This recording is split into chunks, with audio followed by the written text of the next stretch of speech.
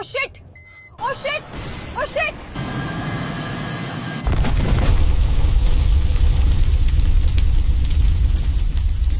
अजित पवारांसह 6 जणांचा या विमान अपघातात मृत्यू झाल्याची माहिती समोर आली आहे.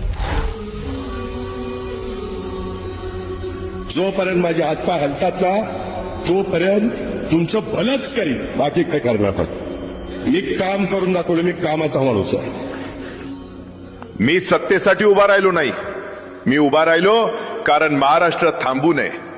शेतकऱ्याच्या जमिनीतलं पाणी, कामगाराच्या हातातलं काम, तरुणांच्या डोळ्यातलं स्वप्न, हेच माझं राजकारण होतं.